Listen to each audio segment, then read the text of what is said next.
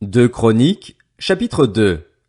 Salomon compta 70 000 hommes pour porter les fardeaux, 80 000 pour tailler les pierres dans la montagne et 3600 pour les surveiller. Salomon envoya dire à Hiram, roi de Tyr, « Agis envers moi comme tu l'as fait pour mon père David, à qui tu as envoyé des cèdres afin qu'il se construise une maison d'habitation. Je veux construire une maison en l'honneur de l'Éternel, mon Dieu, et la lui consacrer pour brûler devant lui le parfum odoriférant, pour présenter continuellement les pains consacrés et pour offrir les holocaustes du matin et du soir ainsi que des sabbats, des débuts de mois et des fêtes de l'Éternel, notre Dieu. C'est une règle perpétuelle pour Israël. Le temple que je veux construire doit être grand, car notre Dieu est plus grand que tous les dieux. Qui est en mesure de lui construire une maison, puisque ni le ciel ni même les cieux des cieux ne peuvent le contenir? Et qui suis-je, moi, pour lui construire une maison? Elle servira tout au plus à faire brûler des parfums devant lui. Envoie-moi donc un homme habile pour travailler l'or, l'argent, le bronze et le fer ainsi que les étoffes teintes en pourpre, en cramoisi et en bleu et qui s'y connaissent aussi en sculpture. Il travaillera avec les artisans qui sont à ma disposition en Juda et à Jérusalem et que mon père David a choisis. Envoie-moi aussi du Liban du cèdre, du cyprès et du santal. Je sais en effet que tes serviteurs savent bien couper les arbres du Liban. Quant à mes serviteurs, ils seront avec les tiens pour me préparer du bois en abondance, car le temple que je vais construire sera grand et magnifique. Je donne à tes serviteurs qui couperont, qui abattront le bois, 4 400 000 litres de blé foulé et d'orge, ainsi que 440 000 litres de vin et d'huile. Hiram, roi de Tyr, répondit dans une lettre qu'il envoya à Salomon, « C'est parce que l'Éternel aime son peuple qu'il t'a établi roi sur lui. » Hiram ajouta, « Béni soit l'Éternel, le Dieu d'Israël, qui a fait le ciel et la terre, de ce qu'il a donné au roi David un fils sage, prudent et intelligent, qui va lui construire un temple et construire un palais pour lui-même. Je t'envoie donc un homme habile et intelligent, Huram-Abi. Il est le fils d'une femme issue de la tribu de Dan et d'un père tyrien. Il sait travailler l'or, l'argent, le bronze, le fer, la pierre et le bois, ainsi que les étoffes teintes en pourpre et en bleu, les étoffes de fin lin et de carmin. Il sait aussi réaliser toutes sortes de sculptures et élaborer tous les projets qu'on lui soumet. Il travaillera avec tes artisans et avec ceux de mon seigneur David, ton père. Maintenant, que mon seigneur envoie à ses serviteurs le blé, l'orge, l'huile et le vin dont il a parlé. Quant à nous, nous couperons autant d'arbres du Liban que tu en auras besoin. Nous te les expédierons par mer, attachés en radeau, jusqu'à Jaffa, et c'est toi qui les feras monter à Jérusalem. Salomon compta tous les hommes étrangers qui habitaient dans le pays d'Israël et dont son père David avait fait le dénombrement. On en trouva 153 600. Il en prit 70 000 pour porter les fardeaux, 80 000 pour tailler les pierres dans la montagne et 3600 pour surveiller et faire travailler le peuple. Deux Chroniques, chapitre 3. Salomon commença à construire la maison de l'Éternel à Jérusalem, sur le mont Morija, où il était apparu à David, son père. David y avait préparé un emplacement sur l'aire de battage d'Ornan, le Jébusien. Il commença la construction le 2e jour du 2e mois de la 4e année de son règne. Voici sur quelle base Salomon construisit la maison de Dieu. Calculée en ancienne unité de mesure, sa longueur était de 30 mètres et sa largeur de 10. Le portique situé devant avait 10 mètres de long, correspondait à la largeur du temple, et 60 de haut. Salomon le couvrit intérieurement d'or pur. Il revêtit de cyprès la grande salle, la couvrit d'or pur et y fit sculpter des palmes et des chênettes. Il couvrit cette salle de pierres précieuses en guise d'ornement. L'or utilisé était de l'or de Parvaïm.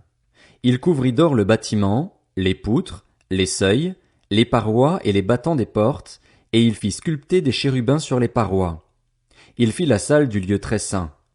Elle avait 10 mètres de long correspondant à la largeur du temple et 10 de large. Il utilisa 18 tonnes d'or pur pour la couvrir, et le poids des clous, en or, était de près de 600 grammes. Il couvrit aussi d'or les chambres à l'étage. Il fit dans la salle du lieu très saint 2 chérubins sculptés et on les couvrit d'or. Les ailes des chérubins couvraient une longueur de 10 mètres. L'aile du premier, longue de 2 mètres et demi, touchait un mur du temple et l'autre aile, longue de 2 mètres et demi, touchait l'aile du second chérubin. L'aile du second chérubin, longue de 2 mètres et demi, touchait un mur du temple et l'autre aile, longue de 2 mètres et demi, rejoignait l'aile du premier chérubin. Les ailes de ces chérubins étaient ainsi déployées sur 10 mètres. Ils étaient debout sur leurs pieds, le visage tourné vers l'intérieur.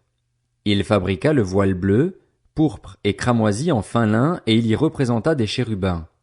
Il fit devant la maison 2 colonnes de 17 mètres et demi de haut, avec un chapiteau de 2 mètres et demi sur leur sommet.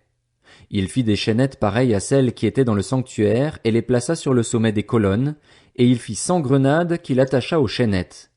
Il dressa les colonnes devant le temple, l'une à droite et l'autre à gauche. Il appela celle de droite Jachin, et celle de gauche Boaz. 2 Chroniques, chapitre 4. Il fit un autel en bronze long de 10 mètres, large de 10 et haut de 5. Il fit la cuve en métal fondu. Elle faisait 5 mètres d'un bord à l'autre et était entièrement ronde. Elle faisait 2 mètres et demi de haut et on pouvait mesurer sa circonférence avec un cordon de 15 mètres. Des images de bœufs en faisaient le tour, sous le rebord, 20 par mètre, sur tout le pourtour de la cuve, disposées sur 2 rangs, les bœufs avaient été fondus avec elle d'une seule pièce. Elle était posée sur 12 bœufs, 3 tournés vers le nord, 3 vers l'ouest, 3 vers le sud et 3 vers l'est. La cuve reposait sur eux et toute la partie postérieure de leur corps était à l'intérieur. Elle était épaisse de 8 centimètres et son bord, pareil à celui d'une coupe, avait la forme d'une fleur de lys. Elle pouvait contenir 66 000 litres. Il fit 10 bassins et il en plaça 5 à droite et 5 à gauche pour qu'ils servent aux purifications. On y lavait le matériel des holocaustes, tandis que la cuve était réservée aux ablutions des prêtres. Il fabriqua 10 chandeliers en or d'après les règles établies et il les plaça dans le temple, 5 à droite et 5 à gauche. Il fit 10 tables et il les plaça dans le temple, 5 à droite et 5 à gauche. Il fit 100 coupes en or.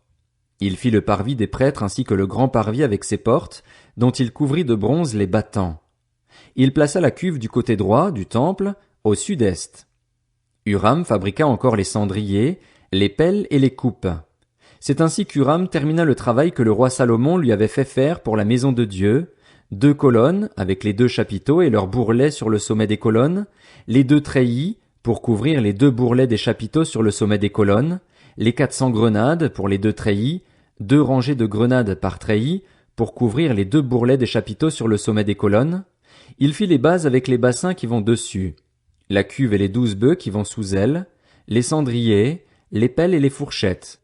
Tous ces ustensiles que le roi Salomon fit faire à Huram-Abi pour la maison de l'Éternel étaient en bronze poli. Le roi les fit fondre dans la plaine du Jourdain, dans un sol argileux, entre Sukkot et Tséréda. Salomon fit tous ces ustensiles en si grande quantité que l'on ne vérifia pas le poids du bronze utilisé. Salomon fit encore tous les autres ustensiles pour la maison de Dieu, l'autel en or, les tables sur lesquelles on mettait les pains consacrés, les chandeliers et leurs lampes en or pur, qu'on devait allumer d'après la règle établie devant le sanctuaire, avec les fleurs, les lampes et les mouchettes en or très pur. Les couteaux, les coupes, les tasses et les brûle-parfums en or pur, les gonds en or pour la porte située à l'intérieur du temple, à l'entrée du lieu très saint, et pour la porte de la salle située à l'entrée du temple.